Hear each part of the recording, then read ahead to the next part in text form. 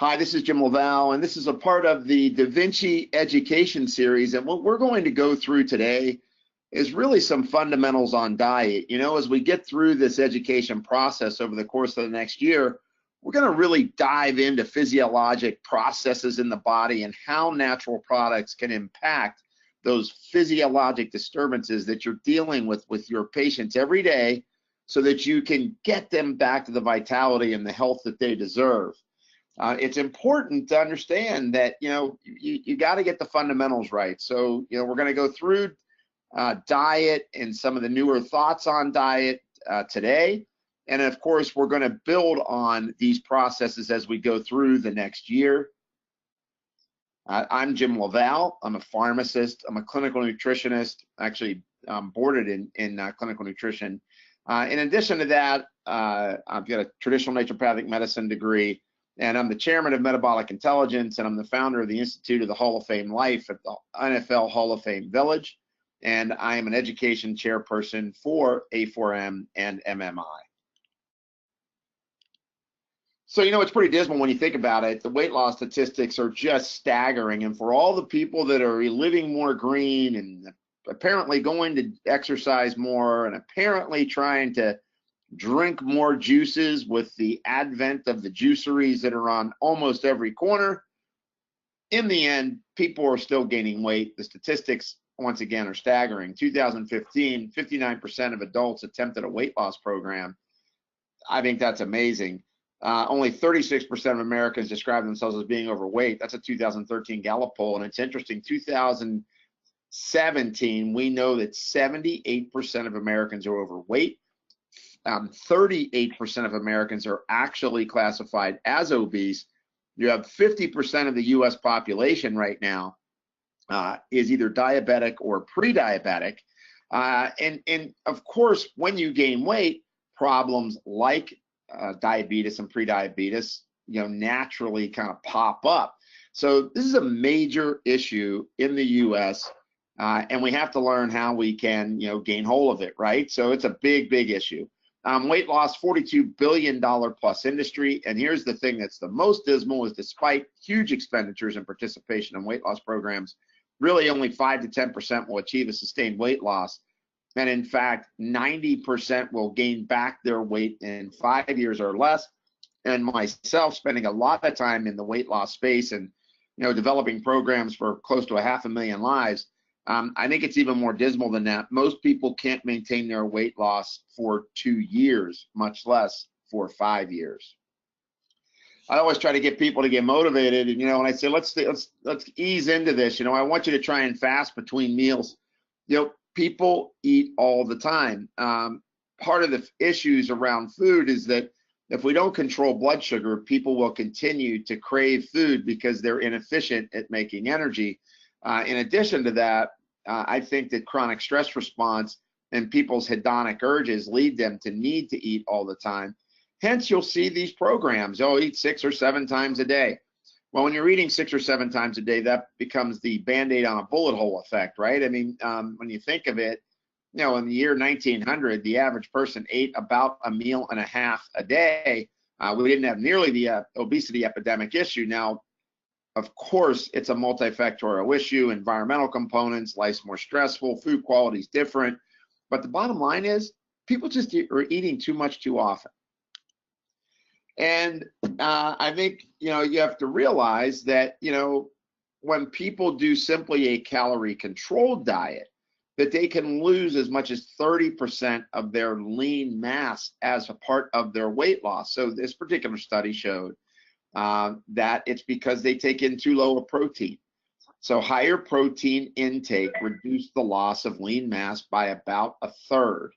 And that's important because your resting energy expenditure is spared, meaning that my metabolism stays higher if I keep my lean mass on board. So lean mass is the currency of your metabolism and is the currency of your aging. So adding exercise, of course, helps slow down muscle loss during caloric restriction as well. But one of the key things you can do whether you're going to augment it, and I know we're going to talk about this in the future, using, ketone esters or ketone type products to help create energy and lower calorie situations, or you're just trying to increase the amount of protein intake. In either case, as calories go down, the risk of losing lean mass goes up. And remember, if people try 4 diets a year on the internet and they're strictly, typically calorie controlled, they're going to continue to lose that lean mass. And then you'll always hear this from people: it's harder and harder for me to lose weight. Well, of course it is. You've lost your lean mass and you've lost your metabolic potential. So what stops diet and fat loss success? I think there's a lot of factors that over the course of this year we're actually going to address. But we got to start somewhere, right? So the loss of lean mass, low protein intake, and lack of exercise, number one. A lot of times people create goals of going to the gym every day. They start to fail on their goals, so they just throw in the towel. So we have to keep in mind that we have to create realistic goals. Maybe, replace the word exercise with activity, get people moving.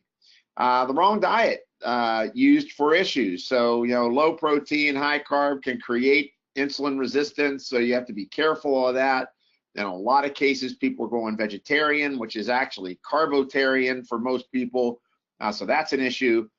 Probably the biggest thing I think that gets unmanaged is cravings and hunger. I just have to tell you, talking to people, there's 2 big areas. Their cravings and hunger go unmanaged. And when your cravings and hunger go unmanaged, it's because your reward cascade is deficient, meaning I need a reward.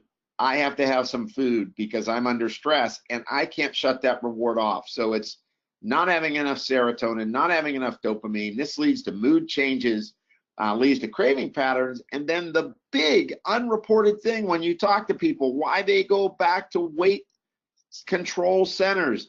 I like the appetite suppressants because they make my brain feel alert.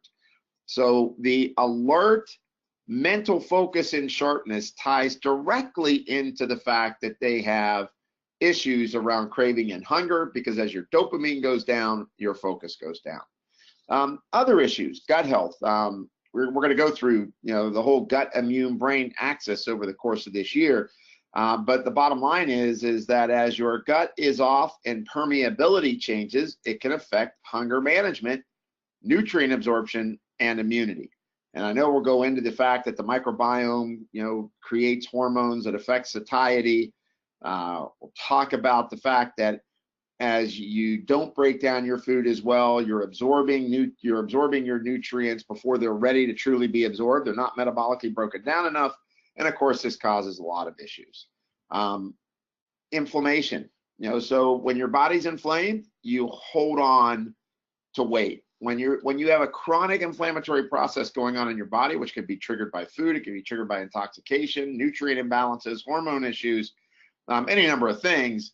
But when your inflammation is high, your insulin resistance will go up as a default.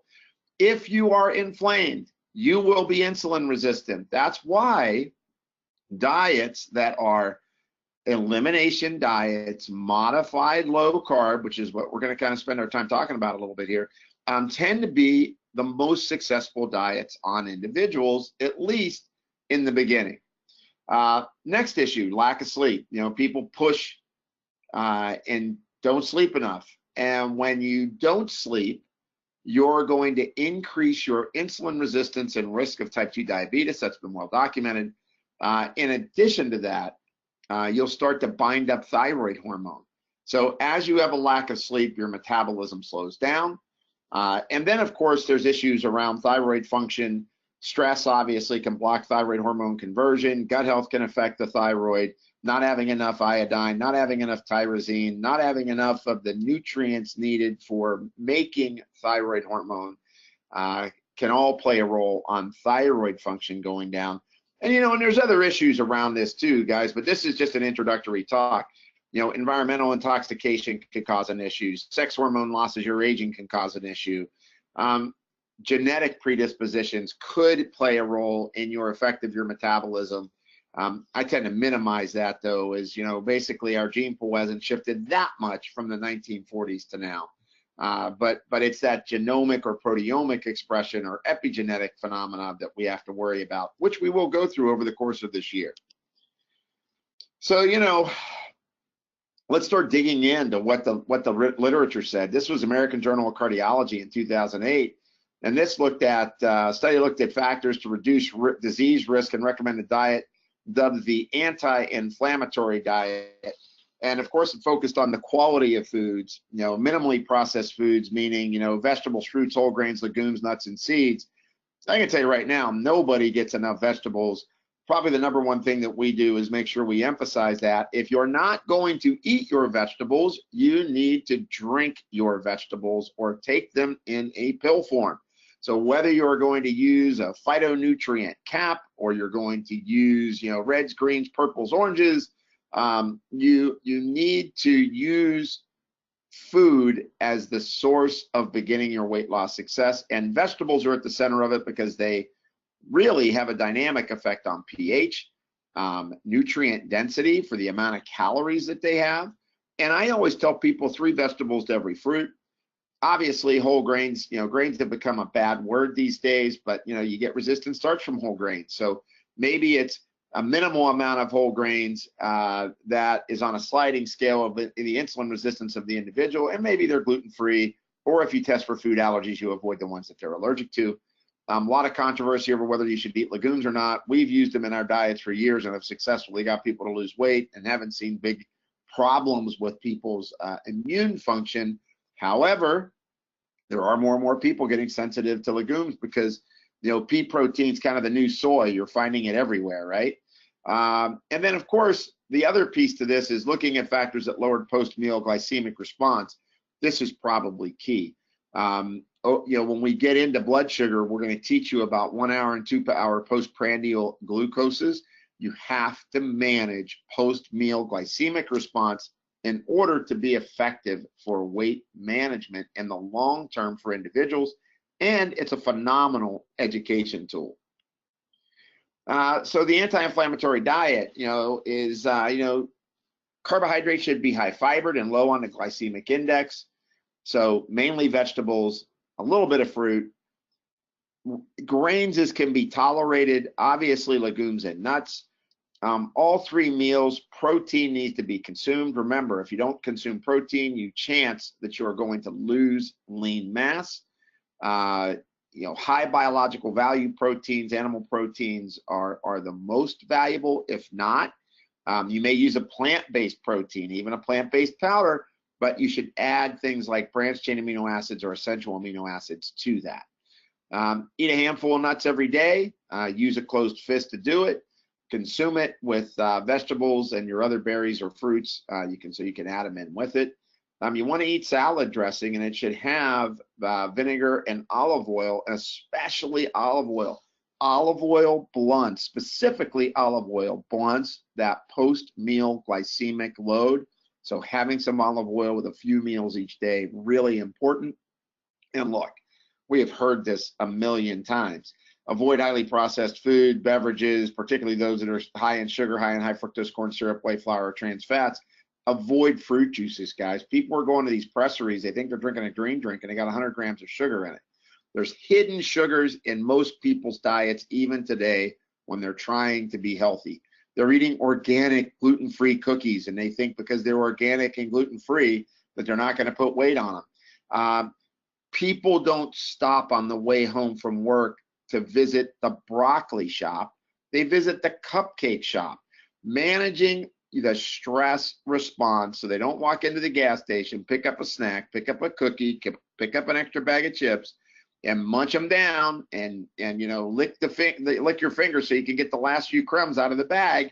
That behavior has to be managed, and it's going to have to be managed through the use of nutrients as an adjunct to their healthy lifestyle. The most valuable nutrients since the beginning of recorded medicine have been the adaptogens, or the agents that help us cope with stress. We'll go through weight loss specific adaptogens as we go through the course of the year. Limit your portion size is huge. I can't tell you how important it is. to limit portion size. A lot of times people simply don't realize how much they eat. In a study that we did here at our facility, people had a self-reported intake. They said, oh, I only eat 2,000 calories a day. It was a weight loss program that we were studying. And lo and behold, when we did their food intake, they were taking in more like 4,000 calories a day, almost double the intake that they had estimated for themselves. Little bit like, only 30-some% of Americans saying they feel they were overweight, right? People underestimate. And as we said, vinegar, fish oil, olive oil, drinking tea, cinnamon, all can have a positive impact on your metabolism. So try to incorporate these things into your daily diet. If you're not going to eat fish oils, eat fish, and some anchovies, and some sardines. Try to get some omega-3s in if you don't want to take a pill.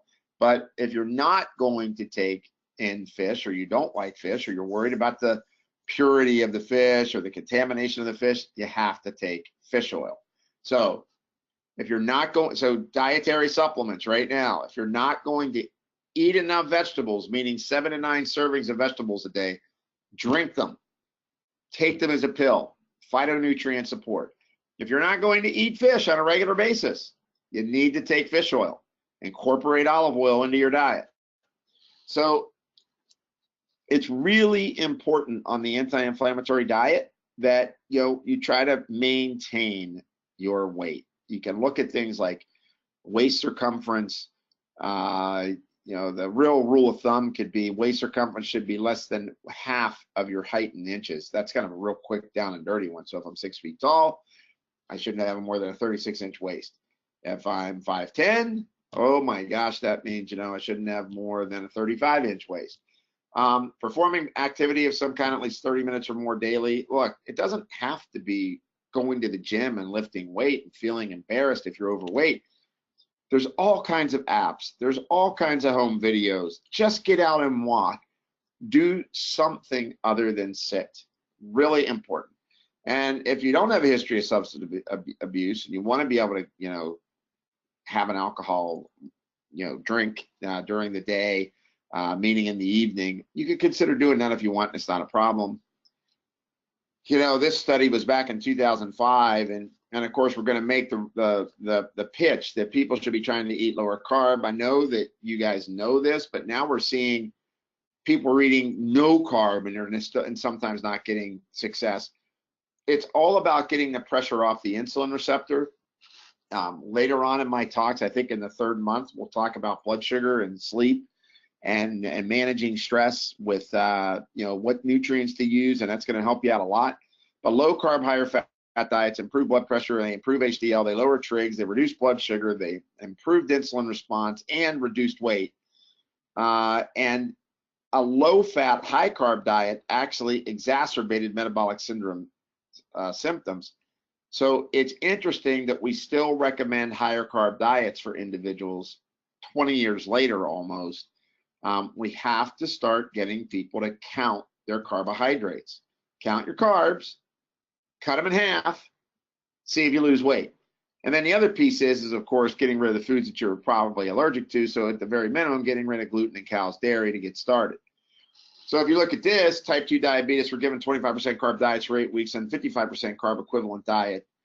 The 25% diet, decreased their blood sugar, decreased their hemoglobin A1C, blood pressure went down, and they got off of medication, which is huge, right? So getting off of medication is a big deal. The 55% carb diet increased their hemoglobin A1C and their weight increased. This is the Clinical Nutrition Journal, and you have to realize that people commonly eat a diet of 55% starch, even when they think they're not. So you got to get people to really look at their diet. Once again, low carb diet and diabetes, 10 obese patients, low carb diet led to spontaneous lower calorie intake, weight loss, and improved blood glucose, hemoglobin A1C, trigs, and cholesterol. So their hemoglobin A1C dropped a half a point within 2 weeks, which isn't supposed to really happen that quick, but it did. This is back in 2005. And then the Accord trial, which gave intensive drugs, for management of diabetes showed an increased risk of death and had to be discontinued quickly. So here's the thing, guys. There's no substitute for improving your diet and getting to exercise. The challenge is getting people to do it. Once again, that's the hard one. 20% carb diet, once again, showing improvement. And in particular, the lower carb diet even showed a patient going out of renal failure. So this is a study that was reported once again back in 2005, but we're still arguing over whether or not lower carbohydrate diets or the vegetarian diet or the DASH diet, what's going to be the ones to go. I think there's a nuance between how low the carbohydrate diet should go, and I think where you land after your induction phase is you land at about 25 to 28% starch, with the balance of your food being fat and protein. Different if it's an athlete that's training 4.5, 5 hours a day, which I have some athletes that are like that. But this is in general the rule for the average person to try to get them to maintain their health. And try to not eat those carbs in the morning, right? Because your cortisol is highest in the morning. That's where you're the most insulin resistant. So your carbs should be low in the morning, higher protein breakfast. Get those carbs in the evening. Low carb diet prevents end-stage renal failure. This is just a case study of a 60-year-old type 2 diabetic with retinopathy. Blood pressure was high. He was on multiple medications, glimepiride, quinapril, metoprolol, simvastatin, and aspirin. Developed albuminuria and increased creatinine. Started on insulin. Weight increase went up about 6 or 4 kilos. Actually, for the water retention, about 5 kilos. And then he started on a 20% carb diet. In 2 weeks, he was off the insulin. 3 months, hemoglobin A1C went down to 6.5. Lost 19 kilos. Had a steady improvement in creatinine and stopped and remained stable through those 2.5 years, and his retinopathy stabilized. This is out of the Journal of Nutrition and Metabolism back in 2006. So important to understand that we have to start to recognize now, what are the tools we're going to need for this? We're going to have to get insulin receptors to be more effective. So we're going to, when we get to that part of the education, we'll be dealing with things like, glucose and cortisol and, what nutrients affect the insulin receptor. But you need protein powders right away. You need fiber right away. You need phytonutrient nutrients right away, whether it's capsules, tablets, you name it. And then the other thing is, guys, is that when people have trouble making serotonin and dopamine, it's because their methylation is usually off. Remember, the reward cascade or the alcohol gene is highly influenced by methylation. That's why when people gave medical food methylfolate, they saw a reduction in their alcoholic cravings. Much like with food, if you're methylating poorly, you're not going to get the neurochemicals that you need to keep your brain from wanting that next donut. Obviously, when you see lower carb diets, your apolipoprotein B and your HDLs improve. So once again, ApoB, a big target factor in terms of lifestyle and health and reducing cardiometabolic risk. We're trying to affect that. On hypertension, it's a big deal. Once again, trying to teach people about the metabolic effect of lower carb diets. This was even in people with higher sodium intake. Their insulin resistance went down, their fasting insulin went down, they had significant decrease in their arterial pressure. That was in spite of the fact they were taking in more sodium, right? Sodium's really bad for people with blood pressure. Turns out insulin's probably the big culprit.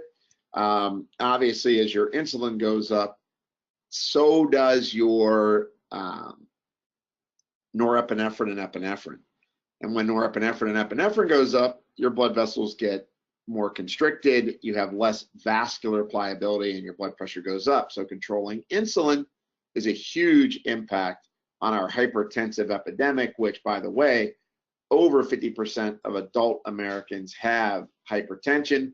And in addition to that, the issues also rise that's over 50% of adults over the age of 50. A third of American adults have prehypertension or hypertension. So this is another looming issue that is tracking directly along with the issues of weight gain, obesity, insulin resistance, and diabetes statistics that I gave you earlier. Higher carb diets were compared to higher fat and higher carb, high fiber diets in 96 overweight women over 16 weeks. The participants were given general weight loss counseling during the first 8 weeks. Then their diets continued on their own during the second 8 weeks. Interesting, the high carb diet did lose some weight, not as much as high fat and high protein. The waist loss was highest in the high fat. Triglyceride was highest in the high protein. The best overall approach for the cardiovascular risk and type 2 diabetes risk in insulin resistant people, high protein diet, overall the best effect. Even low carb and macular degeneration, obviously you need to give bilberry or use an eye complex that has all the nutrients that help to prevent the antioxidants that are supportive for the eye. But in this case, low carb diet in macular degeneration has a lower risk of developing macular degeneration. Higher glycemic index food diets and higher glycemic load are associated with the greatest risk of developing macular degeneration. Red meat, obviously it's a big problem from the standpoint of, most people aren't eating grass-fed meat. A lot of the studies show that the issues around red meat and increased cancer risk don't include studying quality red meat. Some risk has been associated with processed meats. So the point to this is that as a part of your diet, you should consider balancing out your protein intake: fish, poultry, legumes, and you need red meat. I can tell you, I see a lot of people that anymore, because they went so far away from red meat, that they're either borderline anemic or anemic. So they don't have adequate B12, B6, or folate. Another benefit of methyl support. And so this data, I just had to bring this up to be fair. So it's important to understand that there's a lot of conflicting information on red meat. I stand on the side of grass-fed beef is good, if not taken into excess, especially if we're trying to get a higher protein diet, lower carbohydrate diet. Overcooked meats, of course, you get the heterocyclic amines when you overcook meat. If you use spices like basil, rosemary, oregano, thyme, and sage, or you even add avocado to the meat or eat it with it, you reduce the heterocyclic amines.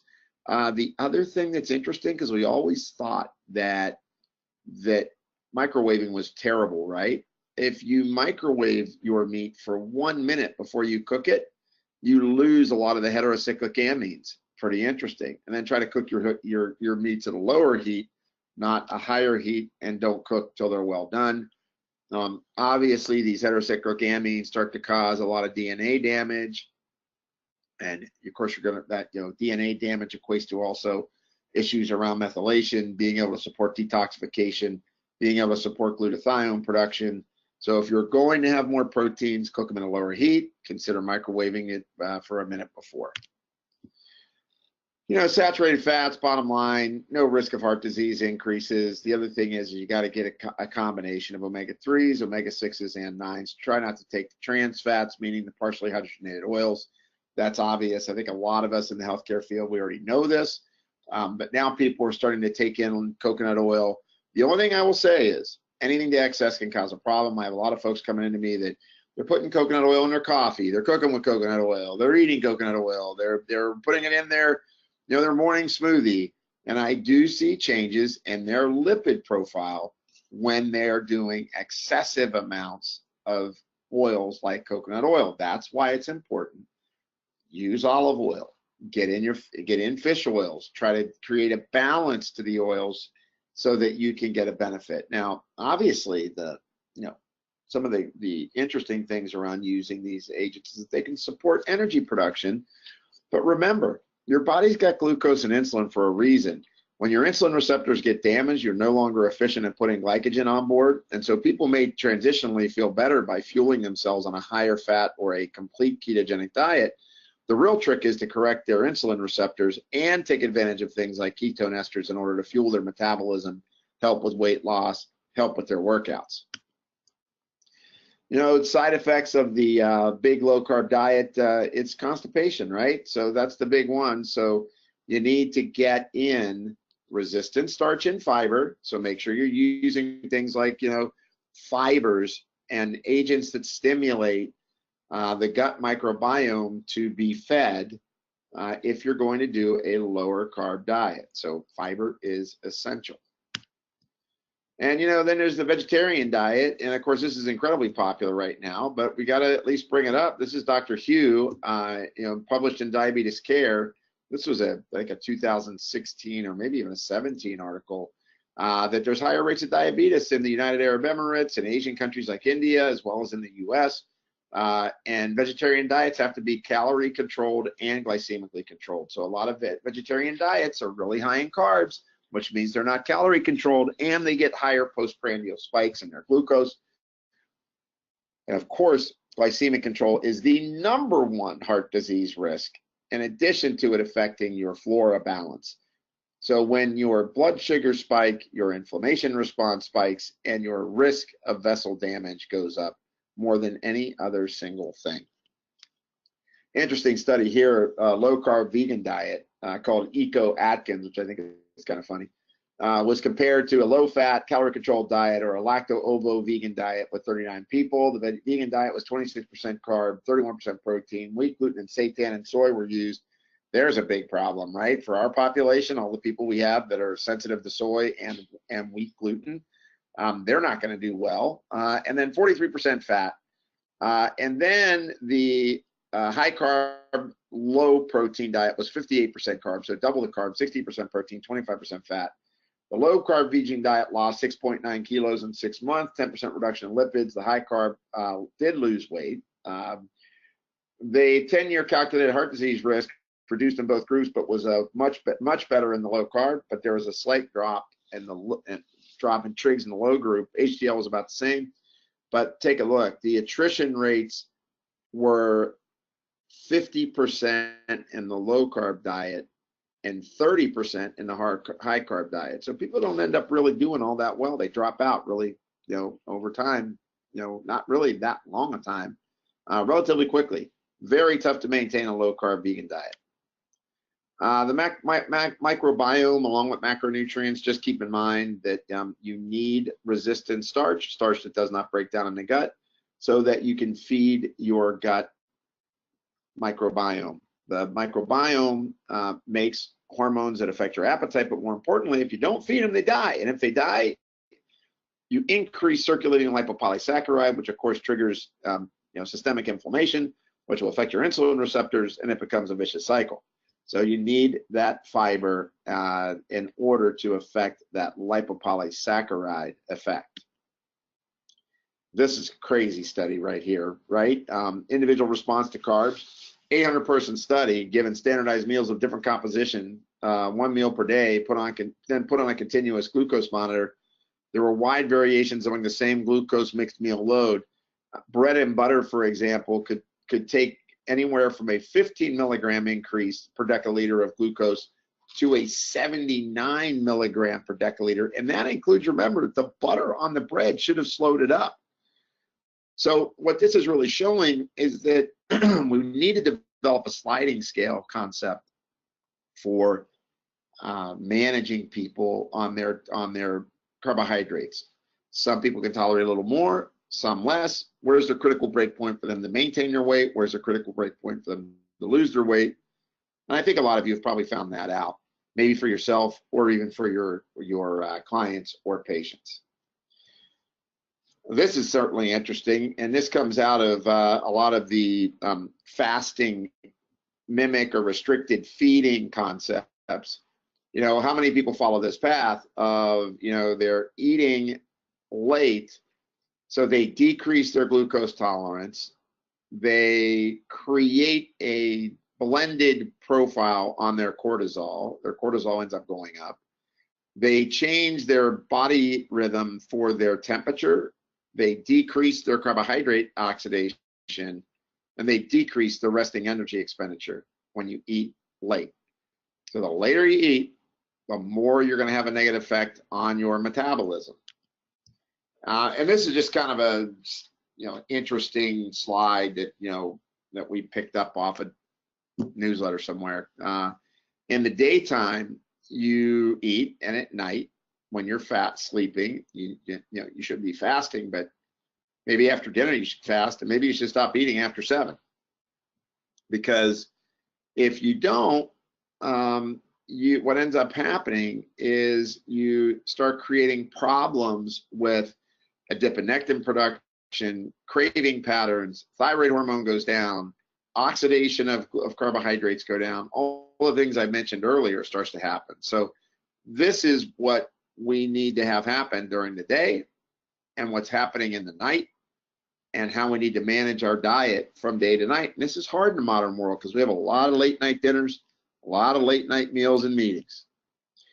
And of course, why are you doing it? Because in the daytime you feed yourself, and at the nighttime you restore yourself.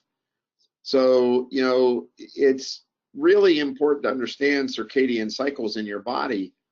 And eating is one of the key things that affect circadian cycle. So when you fast, you trigger autophagy, meaning that you eat up waste proteins in your body. When you're eating correctly and fasting in the evening, you are correcting your neuroendocrine homeostasis. So people end up getting better hormone signaling when they end up eating in a circadian pattern. And this autophagy is important because it's a part of a lot of these issues. When we don't have autophagy, when we don't clean up our waste proteins and really trigger renewal of new cells, these are all the conditions that are associated with it.